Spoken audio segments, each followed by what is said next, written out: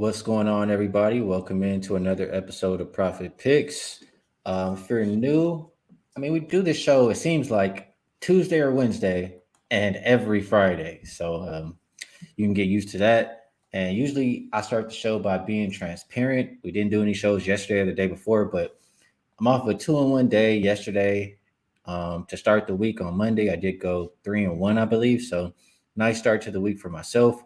We'll try to keep it going here today. How you doing, Mr. Veno, and how did yesterday treat you?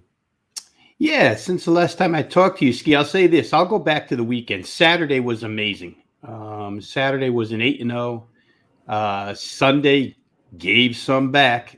Monday, like you, 3-1 NBA. And last night, one play only in the association had Cleveland minus the points against New York, and that did not work out. I thought maybe it looked to me, Ski, like without Mitchell Robinson, New York was sliding a little bit, but not last night. Cleveland, like so many of the other teams, and we'll talk about it here in the NBA, just tough to get a true read on a bunch of these teams. You think you have something and then they fail you, and you got to go back to the drawing board again. So it's crazy.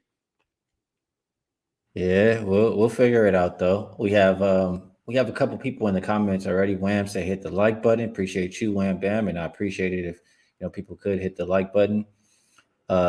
Saturated. He's back in here, and he must have been tuned in to the show we just did with Jay, because Jay asked me really quick who I like in the NFL to make it to the Super Bowl, and I haven't finished all my work. I told him I'll come over here and talk it out with you as well. But Saturated says, Rob, we got to talk ski off the Chiefs and Eagles. I worry for his bankroll. So let's start there. This is just going to be a little look ahead. We didn't finish all of our homework yet. But no secret.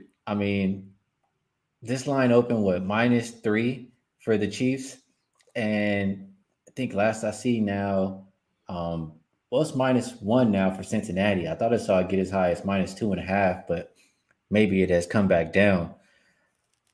Rob, I just can't help but think a couple things. One, I think Patrick Mahomes is going to play.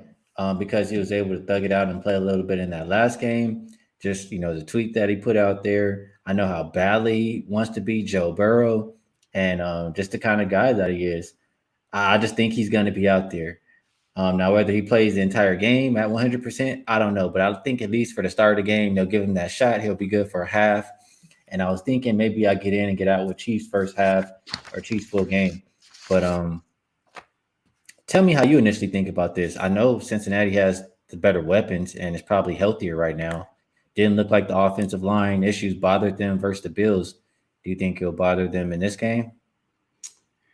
Yeah, well, as long as we're here, let's go here, Ski. And I didn't drill it down to first quarter, first half like you have started to already, so I'll get deeper into that. But I got to say that you got to love the fact that Saturated is worried about your bankroll, dude. That's fantastic. This chat room, I've said it before. It's the best chat room. You guys are really good. Worry about mine too, Saturated, because Sunday mine took a hit. Let's go ahead, Ski. I'll give you a couple of things. Initial thoughts here. I think when we were on Friday, we discussed the Cincinnati Buffalo, and it was my opinion that if it were any other quarterback other than Joe Burrow, I would have worried about 3 missing offensive linemen. And he played behind like no offensive linemen last year and got them to a Super Bowl. And sure enough, they came out in the snow, and the offensive line played a lot better than anyone expected. But still, first 2 drives, 2 quick touchdowns, looked real easy. Burrow's got no problem. And I would say this, and maybe I said it before, even if he were to get sacked 5 times, I feel like he'll make 5 plays to match those 5 sacks, because Chase is always making plays. T. Higgins is always making plays. It's crazy the way these guys make plays, even a tight end, Hayden Hurst. So I don't know that the offensive line was bothersome against Buffalo. Now, there's something to look at here against KC, because Buffalo really didn't come with a whole lot of pressure. Maybe the snow affected their pass rush. I don't know. It was mentioned on the broadcast that maybe the footing was a little rough around defensive linemen. Kansas City will blitz. And Steve Spagnuolo, the defensive coordinator, they blitz everybody from anywhere at any time. So they're going to try it. They're going to try and get home against Joe Burrow. The question would be, do you think that that's going to be effective enough to slow him down? And I'm just not sure it is. I totally wish that Patrick Mahomes were healthy in this game, 100%, because then we would really, truly see this game play out. I have no question that he's going to play. And how about this, Ski? How about we just tell Cincinnati ahead of time, and maybe they know, because I think if they're not number one in the league, they're inside the top 3 or 5 at covering tight ends. Somebody covered Travis Kelce. I mean, Mahomes threw him the ball like 24 times, and he caught, I don't know how many passes he caught, but it seemed like every single play, that guy's there to make plays for him. It's a great matchup. Initial thought was to play Cincinnati, thinking that it would be too difficult for Pat Mahomes to match scores here. But, and I should have said Patrick, because his mom doesn't like when you call him Pat. So I'll say Patrick. But I kind of feel this way. I think that right now Cincinnati's the better defensive team. I feel right now Cincinnati's at least equal offensively. And in that case, and I don't think they're fazed by Veno. At the beginning of the year, I had a season win ticket on the Bengals over 9.5. Because way back in August, Joe Burrow, and maybe I said it on your show too, Ski. I don't remember if we talked about this, but his dad was interviewed and was basically telling the reporter how pissed off Joe Burrow was that they weren't even a preseason favorite to win their own division. And he was just coming off of that surgery that he had. I forget exactly what it was, but he was out like 4 to 6 weeks preseason. And boy, they've carried that chip on their shoulder all the way here. KC's a tough place to play, but since he's done it before, there's a lot of back and forth on this game. I haven't even hit on total yet. We're only hitting on side.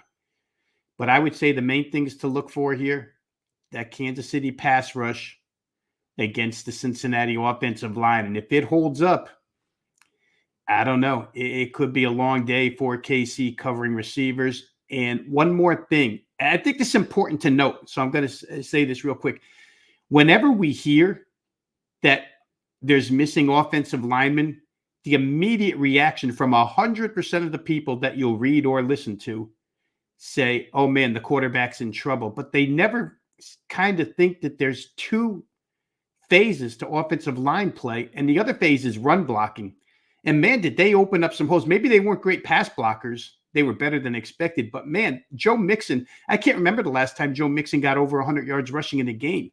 So, sometimes you're better run blockers than pass blockers. KC's not great against the run either.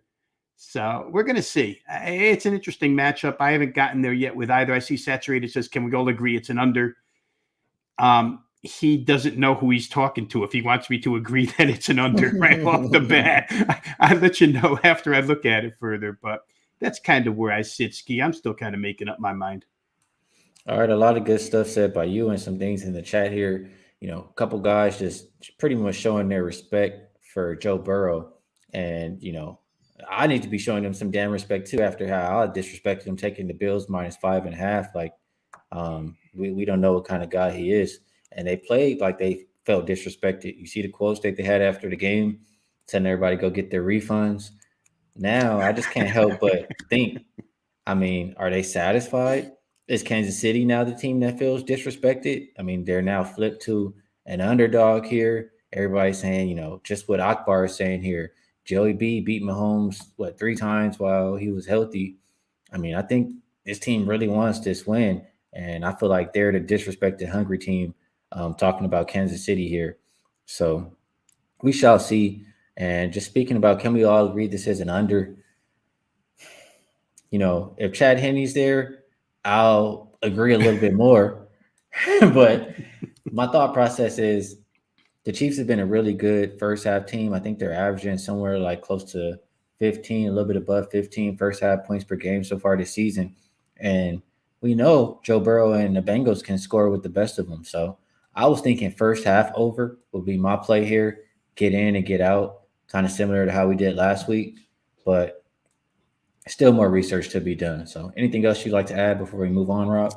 Real quick, I'll say this, Ski, because you hit on the fact that KC has the revenge and maybe they could be the more motivated team. And I think that their revenge and motivation goes beyond just that of normal motivation and revenge where Patrick Mahomes is concerned. Because remember, he's the guy who took all the heat last year in the championship game for having his team out to a huge lead at halftime. It looked way too easy for Kansas City first half. And then he turned the ball over right before halftime. And then second half, he just failed miserably. And he took the brunt of the criticism for it. Maybe rightfully so, maybe not. But if there's any one player on the field on Sunday that remembers that and wants to atone for that, it's Patrick Mahomes. And to your point, I don't think that you can sell that short. The guy's too great a quarterback. If he shows up at 75%, that's better than 25 other quarterbacks in the league. So I think that motivational angle that you kind of hit on, it applies to that one person in particular, Patrick Mahomes, for what happened last year. They didn't get to the Super Bowl because of that second half. Yeah, absolutely. I know he wants this game. I know they want this game. So I'm going to continue to do my homework and just try to find as many reasons as I can to get behind the Chiefs this week, or that first half over, like we mentioned. This Philly and San Fran game, Rob, I have a harder time, with this one. Really, I'll just say I think I trust Hurts more than I trust Purdy. I think that the Eagles' offensive line is going to be able to hold up against that strong defensive front for San Francisco. And if San Fran just gets behind, I have a harder time seeing them coming back than the other way of if the Eagles get behind. I still can see them, making a comeback in the game. So I lean Eagles here. Don't feel very strong about it. But I do think, it's very hard to ignore how strong the Eagles have been in the first half all year long. So probably if I bet this game is Eagles first half, can you talk me off? Well, what's been profitable is Eagles over first half. That's for sure. Now 13-2 after last week, 13-2-1. And again, I say 13-2-1. I know they played 18 games, but I just disregard the last two. Hurts didn't play in one. And then the final game, the Giants didn't play and he started. So it's hard to take those two serious. But again, they're so quick at scoring.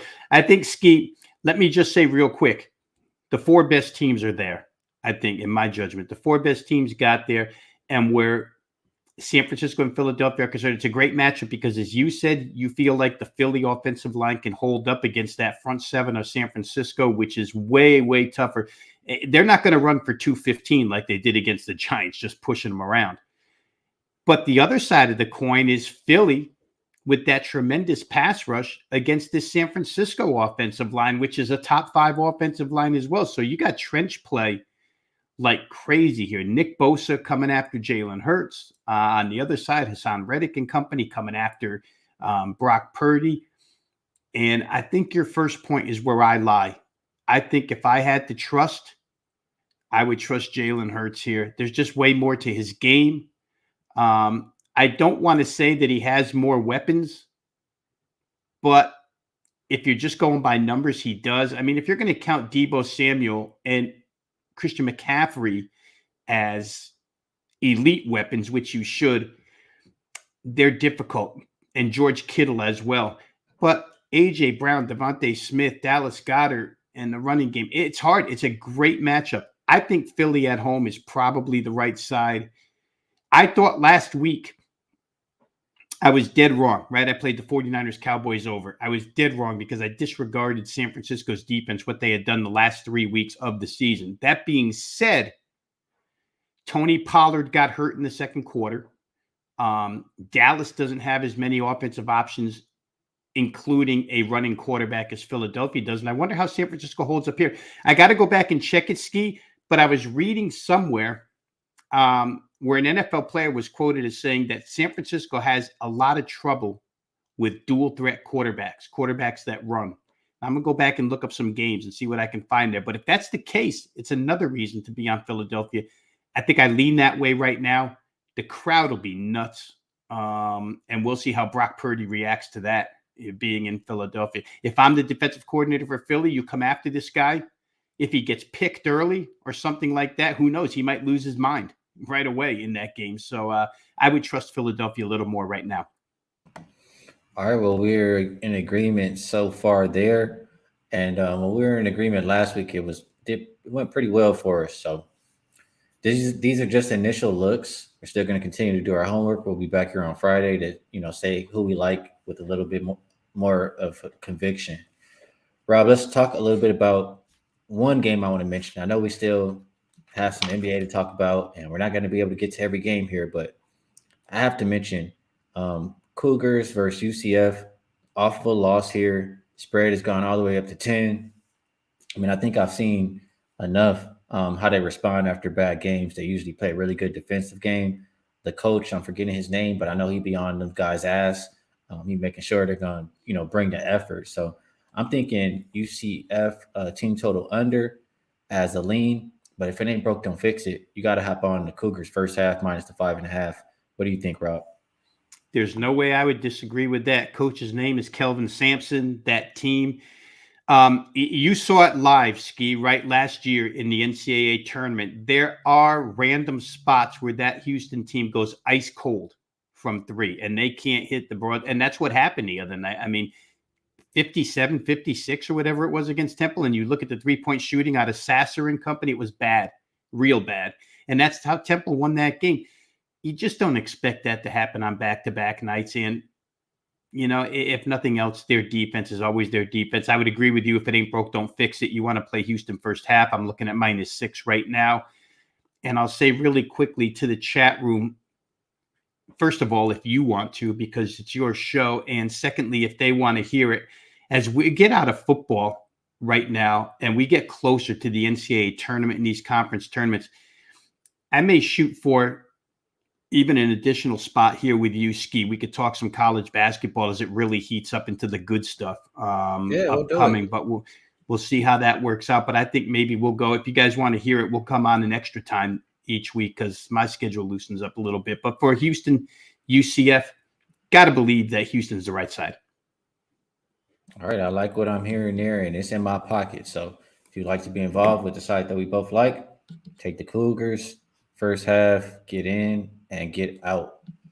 All right, Rob, a little bit of NBA here. We have a lot of games, not a whole lot of time.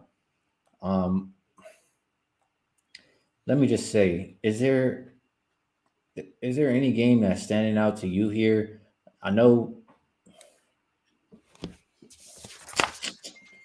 we don't have that many good games. Just looking at the slate, I'll tell you that right now. But Indiana, Orlando is the first one up. I know Indiana did just play last night. Maybe taking advantage of them on the second of a back-to-back. We'll do a little bit more of a quick handicap today. Maybe take advantage of them on a back-to-back. But again, do we lay points with the Magic? I don't know how comfortable I feel doing that. And the total is in the close to mid 230 range.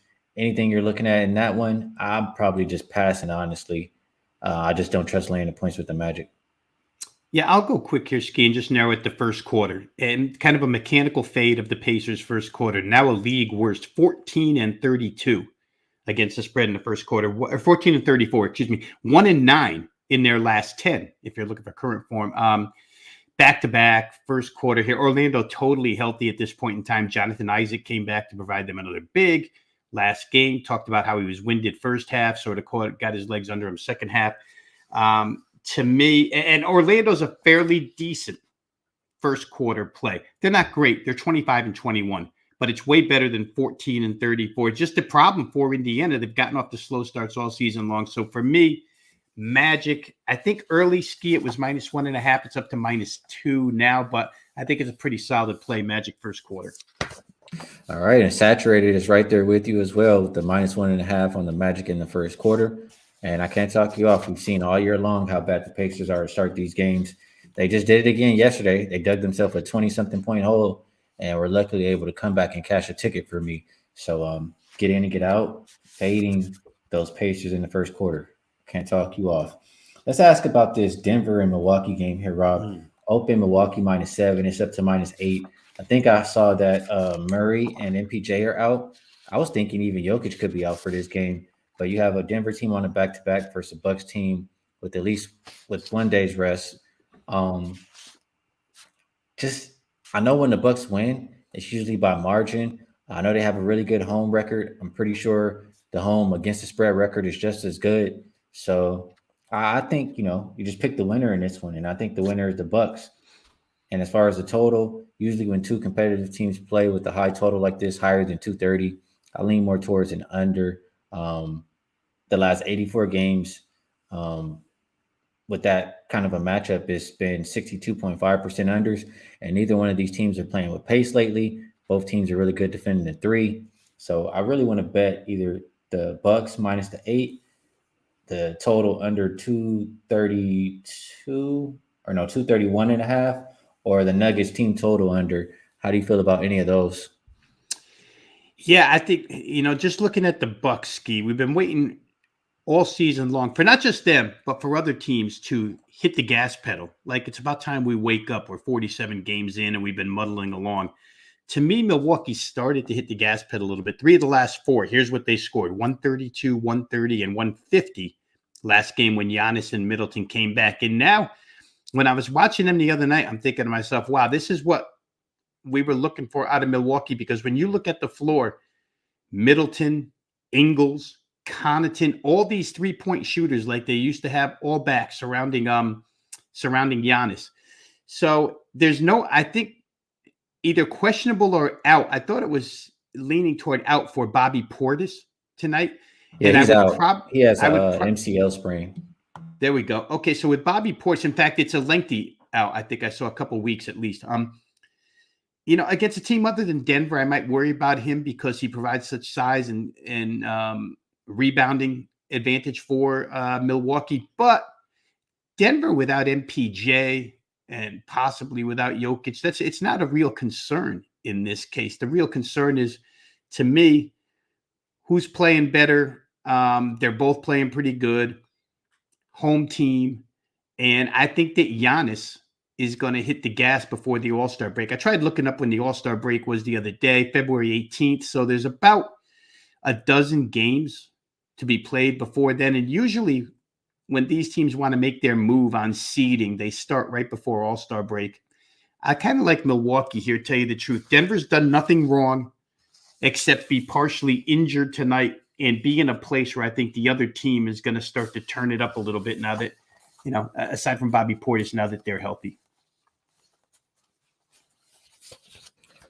I'm with you on that. So I'm a little bit closer to playing the Bucks here. And Wham says Bobby's expected to miss about 2 weeks. He also says the Nuggets are 8-2 against the spread in the first half of their last 10 games with the number 1 net rating. I want to say a lot of those games have been at home. We'll see how they fare when they go on the road. I know they're a lot better home team than road team. There's another game I wanted to mention or talk out with you a little bit here, Rob, and that's going to be Golden State versus Memphis. Mm-hmm.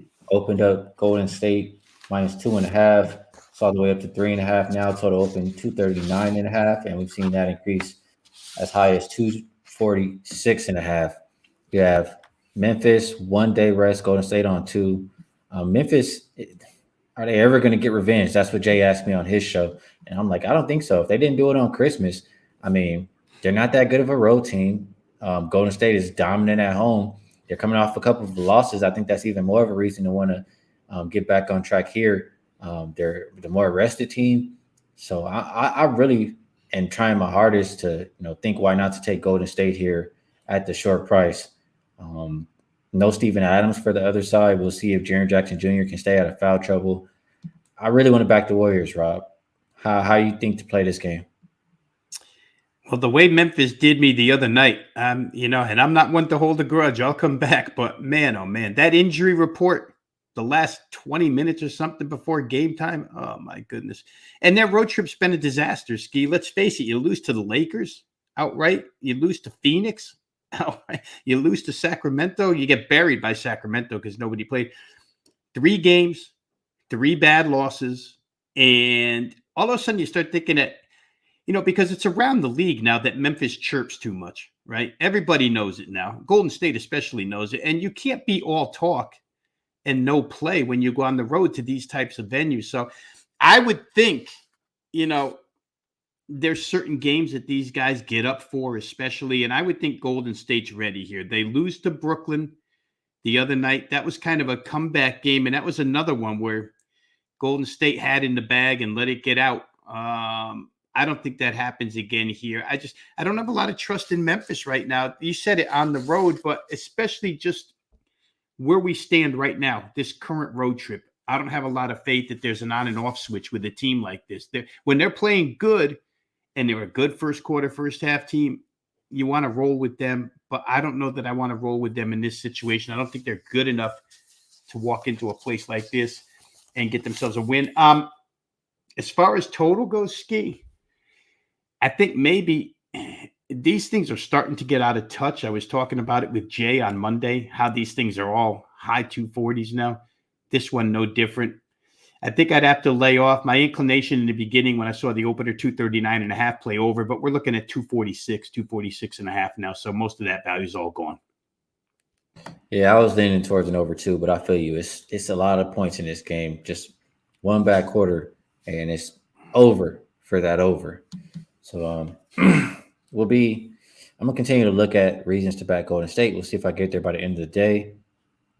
Let's look at a couple comments here. And for the people that are watching on Twitter, we are also live on YouTube. If you had any comments or any questions, just come shoot them in here, and we do our best to answer and share. If you have any looks, some people bring good looks to the comments as well. Let's see. We have Akbar says Ja points tonight. Says he got to back his shit up. He does. Matt Porter says Dub's first quarter is the way that he went. Says Grizz have been surprisingly really bad early. 2-9 in the last 11 first quarters. Interesting look there. Appreciate you sharing that. Said the Warriors have covered 4 straight in the first quarter. Interesting ways to look and play that game. There is a game that I like here, and I want to share while we're up against it time-wise. Utah and Portland. I like Larry Markkinen over his. His rebound prop is 8.5 at around -125, but I decided to sell the rebound to 9.5 at +110. He's had double-digit rebounds his last 5 games, and it's just coinciding with Kelly Olynyk being out of the lineup. It's a lot more rebounds to be had from their side, and so we'll just continue to back them to do it. If it ain't broke, don't fix it. Markkinen over 9.5 rebounds at plus money.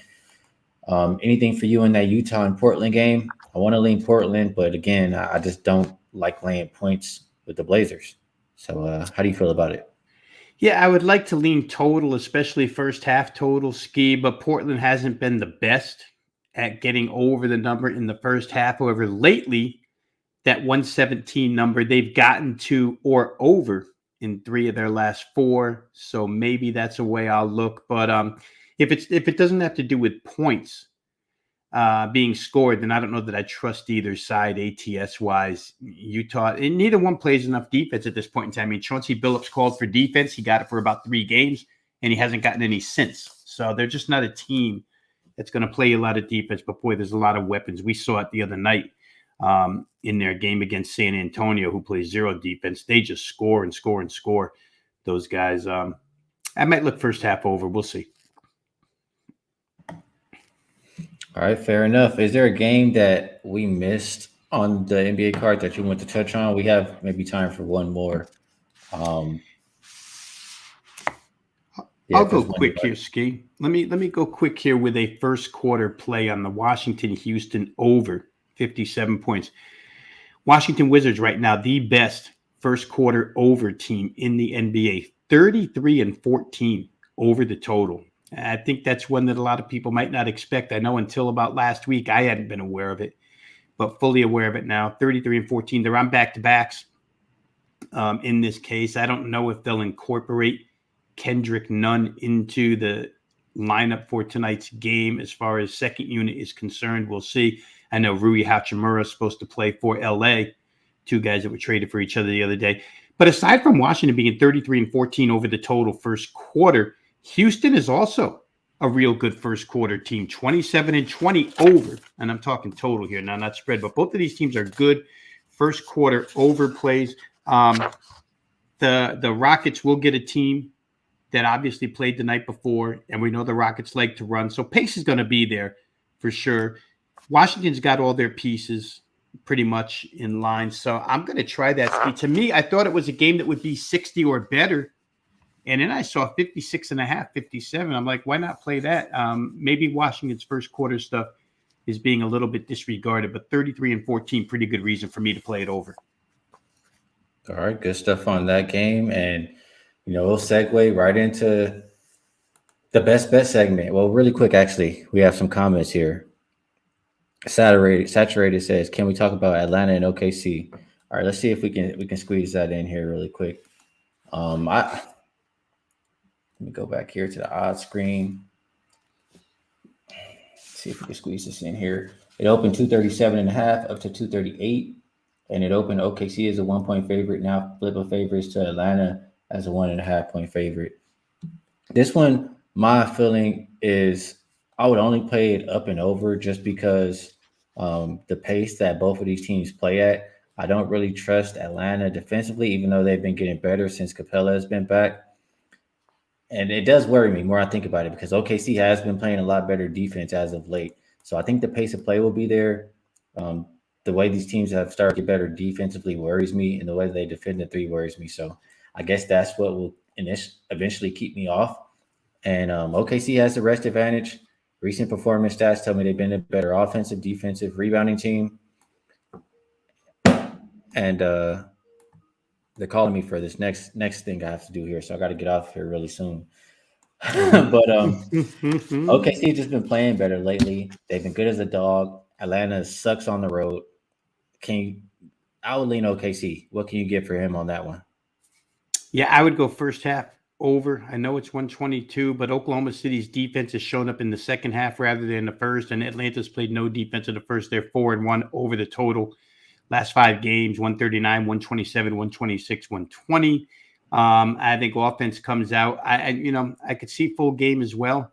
But I do notice Oklahoma City playing a lot of defense in the second half. And again, Ski, it's a unified bunch. If they play really good 48 minutes every single night, I wouldn't bet against them here. So I'll probably look first quarter or first half over in this game. Good stuff. JS says Bane 5+ and Clay 5+3 is worth a look. Saturated asking what's Şengün props do you like? Well, he's kind of juiced everywhere now. Even his assist prop 2 weeks ago, it was 2.5, 3.5. Now it's at 6.5. It was just 5.5 when we took it yesterday or the day before. I forget which day it was. But I mean, probably he probably is a PRA kind of guy today. I don't think his value on any specific category because people have been betting him every single game now. Matt Porter agrees with you on the first quarter over. Rob, and let's see. JS likes Şengün to get a double-double. Can't talk you off of that at all. Jesse, what's going on, brother? I saw you had a good day the other day. Keep it up. Let's just keep it going. Keep bringing them winners. Appreciate you tuning in. Just a couple more comments here. No, I think that's it there. So, Rob, we talked about a lot of things. Is there anything you would like to promote? And also, is there a game that we talked about, or maybe we didn't, that you like more than the others for today? Well, let's promote us, Ski, because we didn't give you the amount of basketball coverage from the NBA that we generally would on this show. However, we'll be together in about a couple hours from now, 4:15 Eastern time on the Wager Talk Today NBA Tip-Off Show. You'll see me, Ski, and our colleague and friend Jay Money, all three of us together. So if you want to get more NBA from us, stuff that we didn't spout off here, you'll probably get it over there at 4:15. If you're not a member of Wager Talk, just go over there, drop your email address, and you'll get free content or free access to all the content that we produce each and every day. Let's get you out of here, Ski, real quick for a free play for purposes of the show. I'll go back to Washington, Houston, first quarter over. Thought the number was low considering the way these teams play in the first quarter, considering the fact that Washington's a fairly healthy team and on back-to-backs, Houston will try and capitalize on that with their tempo. Again, we're betting against numbers. I think 57 is just too low of a number. So give me over first quarter, Washington, Houston, tonight in Houston. Washington, once again, the best first quarter over team in the NBA, 33-14. All right, like that play right there. And there's some guys who are rocking with you in the chat. Brian sharing some picks himself. He likes the Magic He took them last night, and he likes the Kings as well as the Thunder. Appreciate you guys saying great show, Rick White, JS. Wham, reminding everybody to hit the like button. And, if you like what we're doing, also subscribe. We'll be right back here on Friday. For myself, best bet, we will go with the Houston Cougars off of a loss. I usually always trust them off a bad performance. What's his name again? Kelvin Sampson. Kelvin Sampson. He's on them guys' ass every time. So he's going to make sure they come to play tonight. We're going to go Cougars first half, -5.5. Get in and get out for the best bet for the show today. Appreciate all you guys for tuning in. Appreciate everybody for sharing in the comments. Rob and I will be right back here on Friday, and we'll catch you guys then.